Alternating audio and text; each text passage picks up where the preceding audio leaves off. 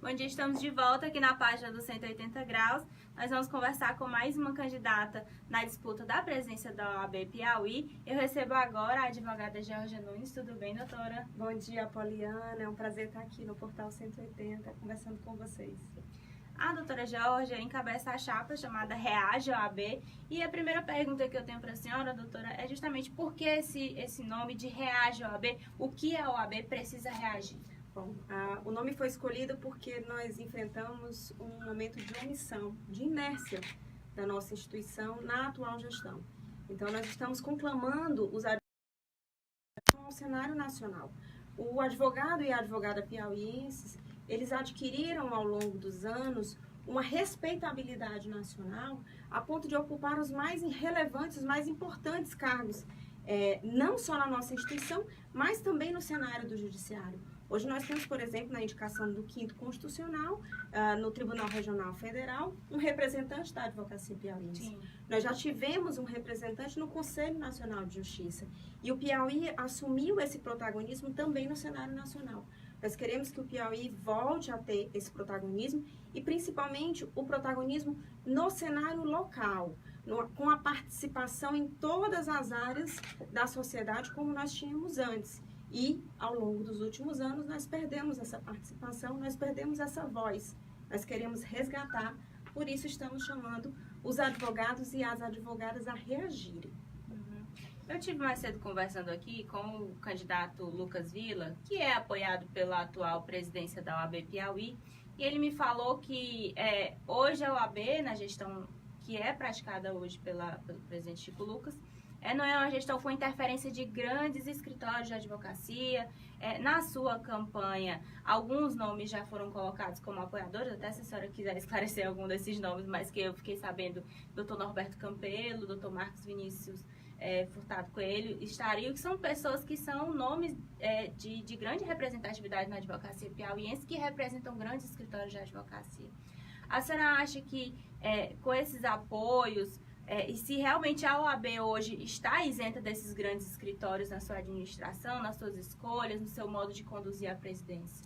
Bom, desde a eleição passada, nós tivemos esse movimento segregacionista, esse movimento divisionista dentro da OAB, que fazia a separação entre escritórios de advocacia, jovens advogados, advogados militantes, advogados experientes e jovens advogados. E prometia para os jovens advogados uma mudança na realidade do mercado de trabalho. O problema é que esse divisionismo apenas enfraqueceu a nossa classe, afastou os jovens advogados do próprio exercício da advocacia. Basta perguntar aos advogados e às advogadas que estão começando o trabalho se a sua realidade mudou nessa última gestão. Não é segregando e não é atacando os profissionais que atuam na advocacia que a gente consegue fazer uma advocacia respeitada.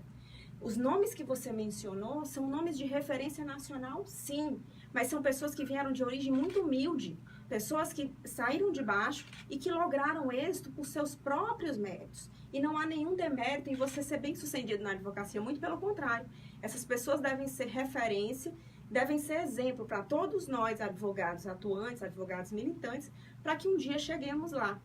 E o que nós queremos é justamente que os advogados se unam e juntos, irmanados, voltem a ter esse protagonismo na sociedade piauiense e o protagonismo nacional. Essa falácia de grandes escritórios versus advogados iniciantes foi o que levou à eleição da atual gestão. O que nós vimos, na verdade, é que os que se diziam jovens advogados estão com grandes escritórios da mesma forma. As pessoas têm sim o direito de exercer seus trabalhos, têm sim o direito de lograr êxito nas suas profissões. Isso não é nenhum demérito, desde que isso seja feito de forma ética, desde que isso seja feito de forma transparente e através de trabalho, através do suor, e não se utilizando da instituição e não se utilizando de espaços de poder para lograr êxito. E isso a gente precisa deixar também muito claro. Vamos evitar o divisionismo.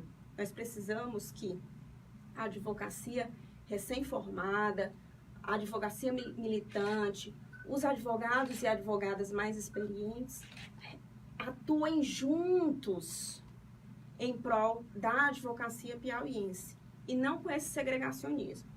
Basta ver a nossa chapa. Nossa chapa, ela é composta de forma muito plural, de forma muito horizontal. Nós temos representantes de advogados da capital e do interior, que atuam nas mais diversas áreas do direito, formada por mulheres e homens que irão trabalhar juntos de forma igual em prol da nossa instituição. É a chapa que tem a maior participação feminina. 45%. É importante dizer isso. Nós temos hoje 42,8% de advogadas inscritas nos quadros da OAB Piauí. A nossa chapa, portanto, ela tem uma representatividade feminina maior do que a realidade piauiense. Isso foi bandeira nossa, foi compromisso de pré-campanha. Na verdade, foi um compromisso que nós assumimos desde março, quando nós lançamos o Igual ao OAB, aqui no Piauí, que foi um movimento que, inclusive, ganhou aspecto nacional, uma vez que diversas outras seccionais também aderiram e têm suas chapas registradas de forma igualitária. Nós temos a mesma cota que existe na legislação eleitoral, de 30%, mas na nossa chapa nós respeitamos a representatividade dentro da classe. E nós sabemos da capacidade da mulher, tanto que nós temos uma mulher encabeçando a nossa chapa 3, e sabemos que essa mulher pode sim desempenhar um papel importante, acreditamos, independente de grandes escritórios. Se nós formos atrás de grandes escritórios, que mulheres têm grandes escritórios no nosso estado? O importante é trabalho, é competência, é qualificação. Essas mulheres que estão na nossa chapa juntas irão demonstrar que têm todas essas qualidades quando forem gerir a instituição pelos próximos 3 anos. A senhora fala de representatividade feminina e já na pré-campanha a senhora foi alvo de críticas. A senhora mesmo estava mencionando sobre a gravidez, né, que poderia afetar essa campanha. Existe isso também na eleição da OAB, que é formada por advogados que estão para representar a sociedade? Mesmo nesse ambiente, existe esse preconceito com a mulher? Bom, não deveria ter, é bem verdade. E eu confesso que eu fui surpreendida com esse tipo de comentário na pré-campanha. Não imaginei realmente que dentro da advocacia, com pessoas que tenham uma formação superior, voltada inclusive para a defesa dos direitos, das garantias fundamentais e principalmente da igualdade de gênero, pudesse haver esse tipo de discurso. Mas houve. E foi preciso que eu esclarecesse que a minha gravidez não iria me impedir de disputar a eleição e menos ainda me impediria de exercer o cargo de presidente da ordem. Uma vez que, a exemplo de muitas outras mulheres, nós conseguimos sim trabalhar e acompanhar os nossos filhos, as nossas demais obrigações, assim como os homens também o fazem. Hoje não dá para falar nisso. E nós precisamos sempre lembrar, sempre reafirmar os nossos direitos fundamentais, para que a gente não tenha retrocesso na nossa sociedade. Nós vivemos um momento em que nós precisamos discutir, rediscutir constantemente os direitos que nós já garantimos, os direitos que nós já temos assegurados na Constituição, para que eles sejam efetivados. Não basta estar no texto constitucional, é preciso que nós o coloquemos em prática. Isso a gente faz com exemplo. Imagino que com esse exemplo de desprendimento mesmo, com esse exemplo de coragem, nós possamos mostrar a todas as mulheres, em especial as advogadas jovens, que o espaço delas também é na advocacia, na militância da advocacia e também é na instituição. Nós queremos formar novas líderes para que elas sejam cada vez mais o futuro e a realidade da nossa OAB. Doutora, queria então que a senhora falasse algumas propostas, se a gente puder pincelar aí pelo menos umas 3.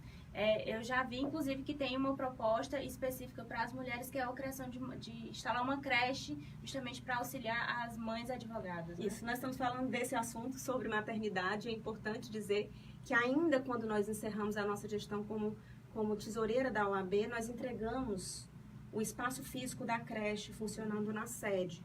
Infelizmente, esse espaço foi logo em seguida fechado.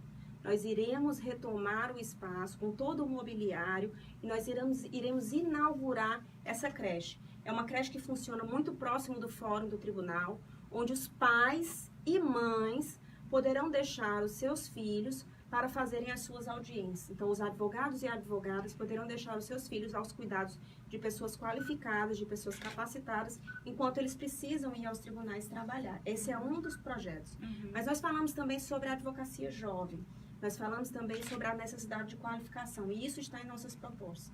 um dos nossos principais compromissos é a criação do programa Advocacia Empreendedora, porque nós, advogados, quando estamos na faculdade, aprendemos sobre direito, mas temos poucas noções sobre administração de escritórios. Então, nós vamos fazer esse programa para qualificar e capacitar os advogados que tenham noções sobre gerenciamento de escritórios, consultoria sobre gestão, para que eles possam conduzir os seus escritórios da forma mais profissional possível. E falando em qualificação, nós também não podemos esquecer da ESA.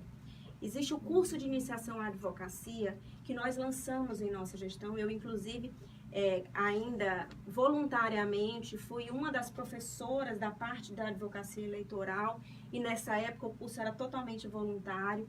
A gente tinha esse momento para repassar aos advogados em início de carreira noções práticas do dia a dia, de como fazer audiência, de como se portar perante o judiciário. Isso tudo eram as noções do curso de iniciação à advocacia. E nós formamos muitas turmas ao longo dos anos. Infelizmente, esse curso se perdeu. Ele deixou de acontecer. E nós precisamos resgatar porque ele é muito importante. Junto com o curso, nós faremos também convênios, através da CAAP, com escritórios de advocacia, para que os advogados que tenham interesse façam uma espécie de trainee dentro desses escritórios, aprendendo o know-how, o dia a dia e como funcionam esses escritórios, para levar essa experiência para os seus próprios locais de trabalho. É importante, nós defendemos essa interlocução entre os escritórios e os jovens recém-formados, pois trabalhando, aprendendo e vendo na prática como funciona a advocacia, que o jovem, a jovem, poderão adquirir a experiência necessária para lograrem êxito no exercício da sua profissão. Essas são algumas das propostas. E também tem uma proposta específica para linhas de crédito, né? Para advogados como Isso, essa é uma forma também que casa muito próximo ao advogado empreendedor e é uma ação que será praticada também pela Caixa de Assistência, que é convênios firmados com instituições financeiras, a exemplos do BNB, do Banco do Brasil, da Caixa Econômica, que possuem linhas de créditos para diversos empreendedores e que também poderão fazê-lo em relação aos advogados, porque permite aos advogados a ampliação do seu mercado de trabalho e que eles tenham condição de desenvolver a sua profissão sem estarem muito preocupados com esse início, com essa abertura do seu próprio negócio. Somos todos empreendedores, cada um na sua área distinta. O advogado não é diferente, ele precisa ter essa noção e ele precisa ter financiamento para começar. É isso que nós queremos. Nós precisamos estimular os advogados e advogadas ao exercício da profissão, a se orgulharem da advocacia. O advogado que tem a missão para o exercício da profissão deve seguir a sua carreira.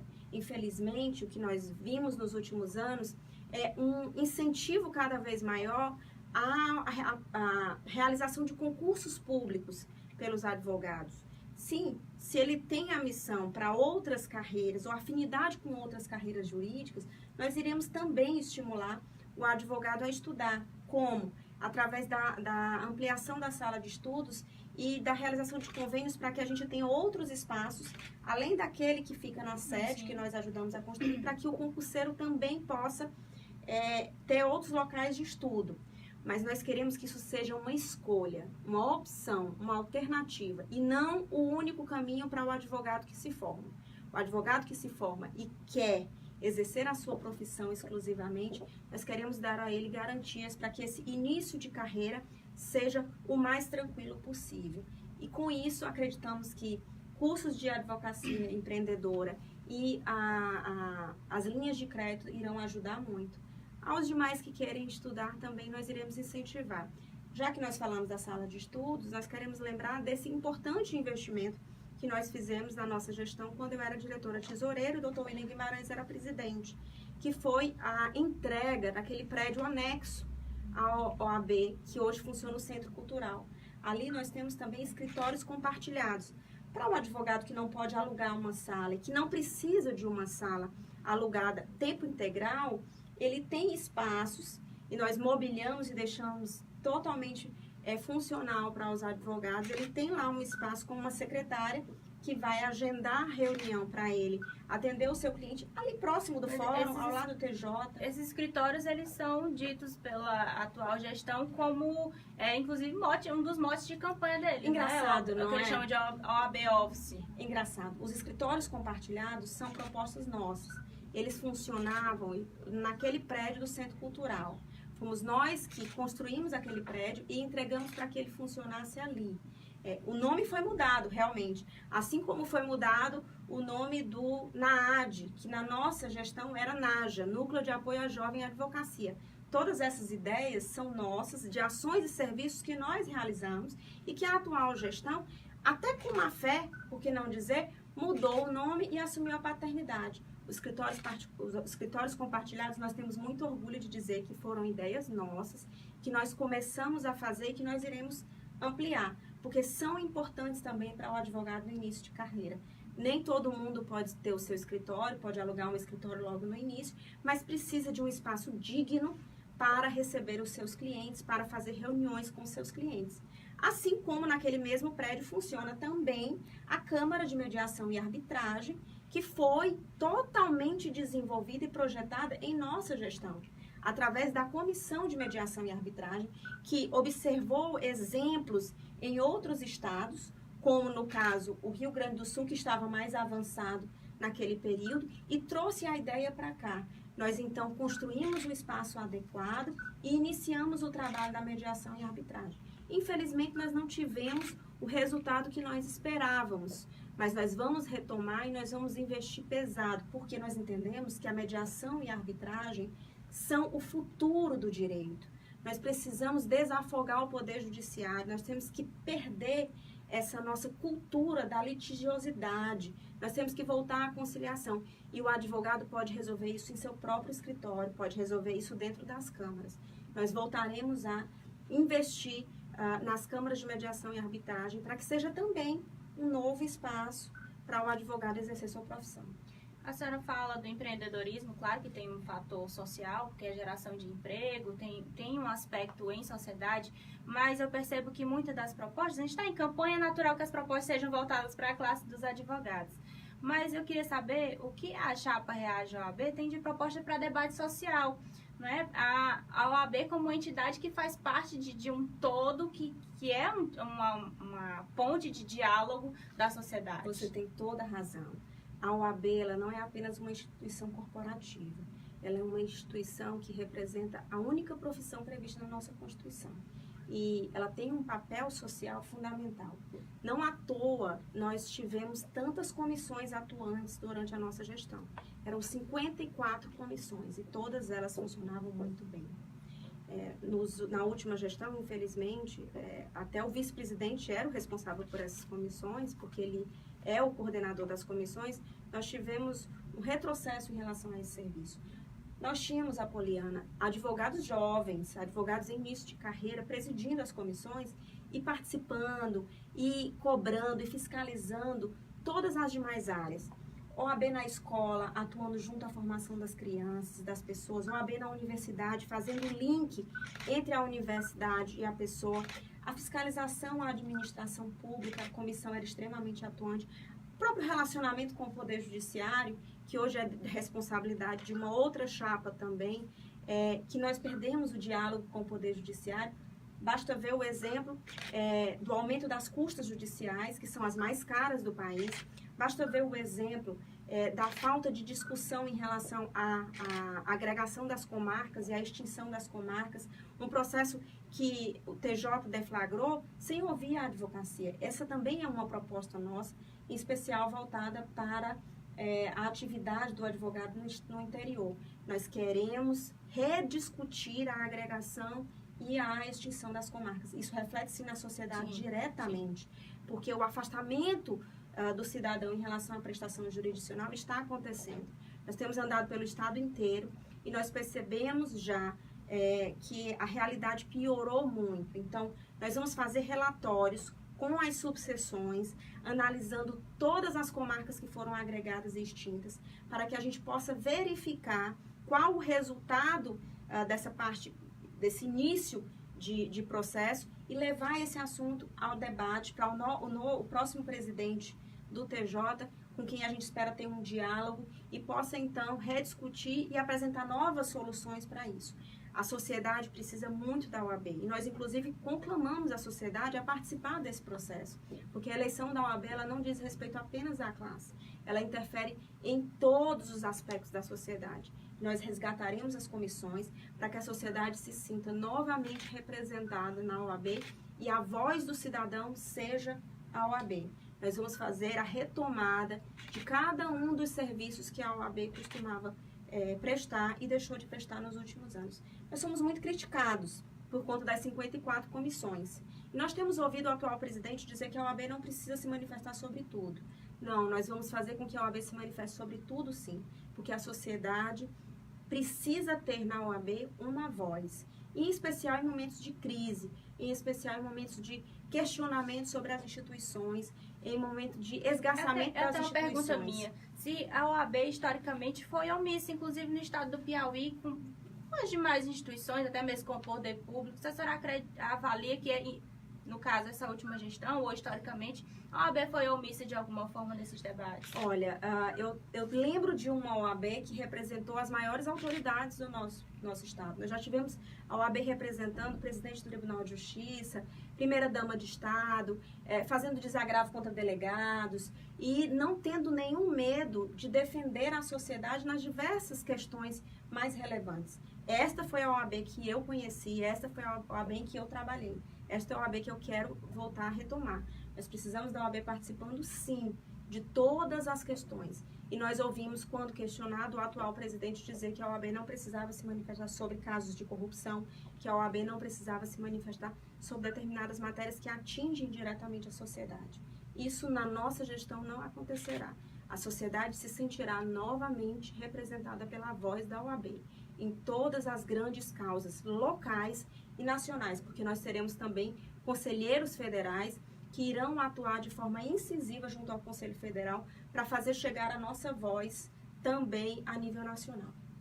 Ok, nosso tempo já esgotou, doutora, mas queria lhe agradecer por ter vindo conversar aqui conosco, conversar com o internauta do 180 Graus. Eu que agradeço, Apoliana. Eu quero só deixar uma mensagem final, pedindo a todos os colegas e advogadas que acompanham o nosso movimento, que acompanham a Chapa 3, Reage OAB, através das redes sociais, onde nós estamos colocando a nossa agenda, onde nós estamos colocando as nossas propostas, para que também tirem as suas dúvidas e participem do nosso comitê que fica ali na Avenida Vilmari. Estamos contando com a participação de todos vocês, todas vocês, nesse processo eleitoral que é muito importante, não só para a advocacia, mas para toda a sociedade.